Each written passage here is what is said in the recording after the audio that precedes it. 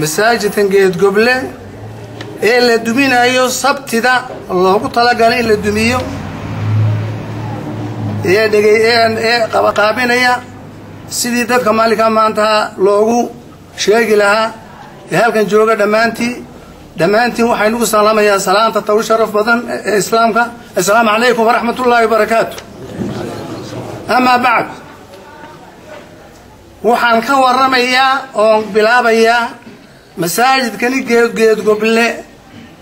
taariikhdiisii iyo halkay xaalku iminku marayo iyo wixii loogu talagalay yaan ka warramayaa masaajidku waxaa la yidhaha waa geed goble masaajidnimuna waa la yidhaahdaa waxaynu iga warramayaa masaajidku inuu yahay masaajidkii la dhisay magaalada Boorama kii ugu horreeyay cimrigiisuna wuxuu u dhow yahay boqolka wax yar oo naqan ayaa ka dhiman dhowr ama masaajidku wuxuu u baahan yahay in la tajdiidiyo oo binaa casriya lagu sameeyo ayaabuu u baahan yahay wuxuu u baahan yahay in la dhiso dhismo cusub oo casriya oo jadiida in la saaro ayaabuu u baahan yahay waxaanan weydiisanaynaa dadka muslimiinta ee jooga waddanka Soomaaliya jooga iyo kuwa dibadda jooga dhammaantoodba waxaan ka codsanaynaa masaajidka ee la bilaabayo sabtidan soo socota inay qacmahayna ka soo qayb galaan oo masaajidka dhismihiisa iyo cusboonadiisa maalinka maanta ay ka soo qayb galaan oo ay naga soo caawiyaan iyaan rajaynaynaa masaajidka haddaan u noqdo dhexdiisa waxa weeyaan waxa ka socota culumta diiniga المختلفة ايش ويذا عشان انواع بدن كان حديثي وها كميده حديث النبي عليه الصلاه والسلام الله اخر مساجدك حديثه وها لو اخر فقه احكامته تفسير القران نحو وفيه تحفيظ القران كان waa lagu xifdiyaa dadku ku xifdiyaa oo fadhiistaa lagu akhriyaa waa buqacada ninka soo gala ay cashir ku bilaabay inuu ka laabin weeye waa buqacada ugu horeysa masaajid la dhisan waayahay sida ku fi maalinta jimcaha masaajidka wuu buuxsamaa wax u farabataa meeshii lagu tukada la waayay jimcaha waxa dhacda inuu joonka jimcaha meel alle meel ugu tukada la waayo ligadalta muslimiina dadka muslimiinta ee ku tukanaya farabadidi waxay ku tukadaan ma hataa yusalluuna ila shawaaric waxay ku tukadaan masaajidka dhinacyadiisa iyo khaarijka masaajidka wixii ka baxsan farqo qiimo lagu tukada la waayo hanu noqdo imaamka masaajidka وكنت أنا إمام المسجد منذ 40 سنة مساجد كانوا وحن كان يدان شيخ محمد عطية أفرت السنة ضبان إمام كاه مساجدكم مالي وأبوي أقل وقف يا مالي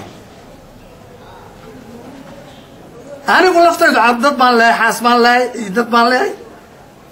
وحلو أقل كل اللي مقال نزور تعرفت إذا وحنو شقينا لأجل الله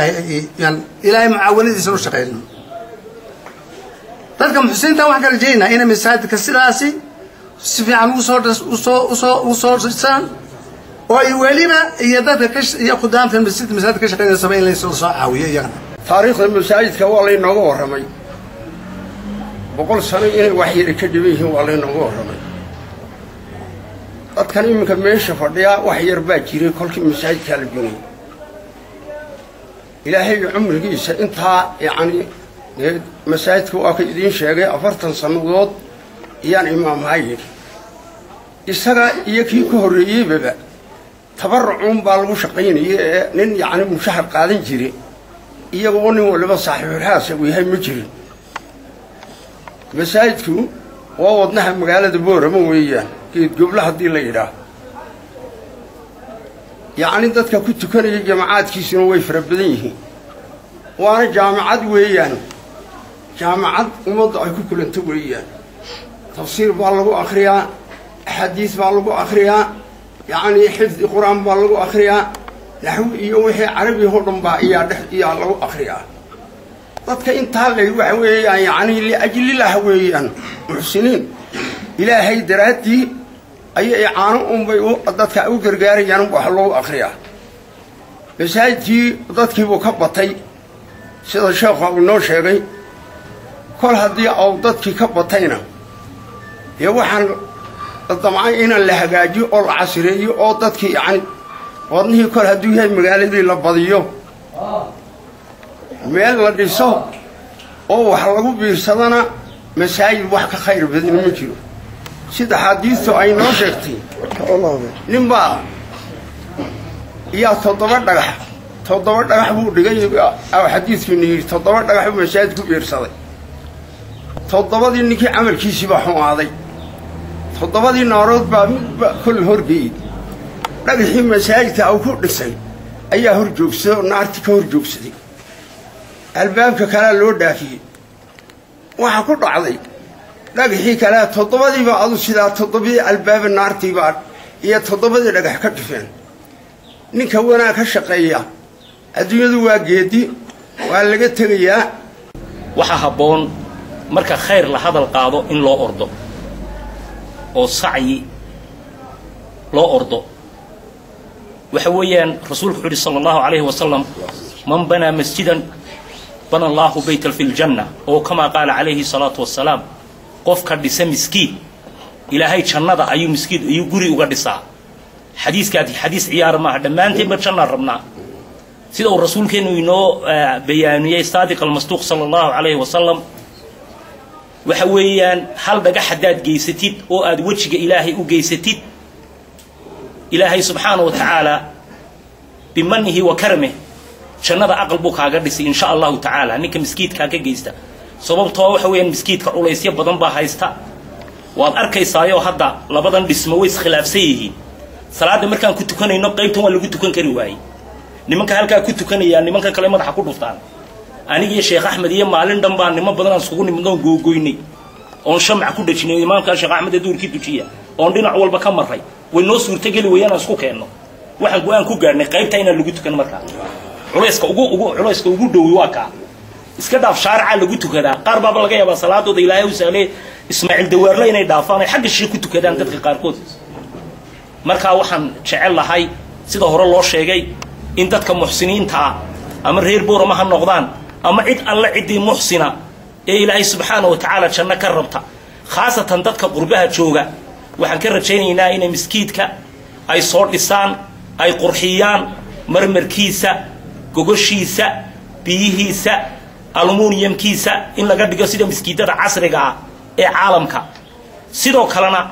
in loo dhiso miskiidka guriyo waqfiya oo lagaga kaaftoomo baahida inta badan dadka miskiidka laga weydiiyo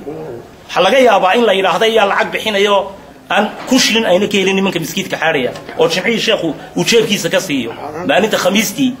uu jimciha hataa waxa loo joojiyaa maalinta khamiistii in dadka la weydiiyo waxa loo joojiyaa maalinta jimcaha bal dadka imanaya inay dadka siiyaan dadka miskiidka ka shaqeynay laana cid bil ma siiso cidina wax ma siiso hadalka waxaan ku soo koobayaa Ilaahay waxaan ka rajaynaynaa dhamaanteen ba Ilaahay inuu jannada ina geeyo Ilaahay waxaan ka waayahay miskiidka waxa weey waa miskiidkii sidii horeba uu sheegay sheekhu ugu horeeyay masaajidda waa miskiid in ka salaadiisa sida horeba loo sheegay lagu tukado surunka saddexaad iyagoo ay salaadu la abtirsiin tahay in hebel ay tahay salaadu sida abtirsiinta qofka inaad aragto imaamka inaad hadaad weydo ku imaamka arkay aad sii aragto hadaad weydo ku kaloo sii arkay aad sii aragto hadaad ku qaar baa ay u dhaxeeyaan laba surun saddex surun oo salaadoodaba waxa uu yahay waa suuqii bartankiisii hadday rag tahay iyo hadday dumar tahay iyo hadday tuyar tahay iyo hadday inan tahayba intuba salaadii way ku wada tukadaan dhammaantood ilaahay baa ka aqbalkeeda iska lehe ilaahay ha ka aqbalo waxaan doonaynaa haddaba in dadku isku muuqdaan oo miskiiskii uu miskiin ahaado ummaddii salaadoodii ay sax ku noqoto oo la iswada arko oo la isku muuqdo haddii ilaahay ka dhigo waxaan ka doonaynaa dadka islaamka ah meel kastoo ay joogaanba inay miskiiska wax ku soo darsadaan ilaahayna ha kaa jarsiiya kii ku soo darsada kii aan hayninna de ilaahay ha u soo dhiibo kii hayana waxaan leenahay ayaanu lex jeclaynin waa 100 sano wuxuu dhisnaa miskiidka u xidhiidhiga ahaaye war aynu lugahaan laabanahay aynu jilbaha fidsanno aan dhisano miskiidkii geed goble waxaan leenahay oon ka codsanayna ummadda dibad iyo dalba wixii islaama ee jecel inay wax ka geystaan miskiidada abiyadka ilaahay inay wax ku darsadaan meel kastoo ay joogaanba Soomaali iyo islaam wixii islaam oo dhanba ayaan codsanaynaa waxa kale oo jira dawaa laga sheegay miskiidka taariikhdiisa imaamkii magaalada miskiidka ka sheekay waxaan leenahay Boorama lafteeda waxaan leenahay miskiidkani waa miskiidka ugu caamsan magaalada Boorama santarka magaaladu ku yaala waa meesha aan miskiidka aan lagu kala bixin ilaa jimca ilaa shaay waxay doonto ha noqotee waa miskiidka dibadii areeriisa lagu tukado way waa miskiidka ugu weyn magaaladan weeyaan ugu dad badan way waxaan leenahay hal casreeyo miskiidkan geed goble hal casreeyo ha lagu darsado dhismihiisa laga wada qayb galo Soomaaliya kaasaan booro reer Boorama ee gacan ha u qaadaan miskiidka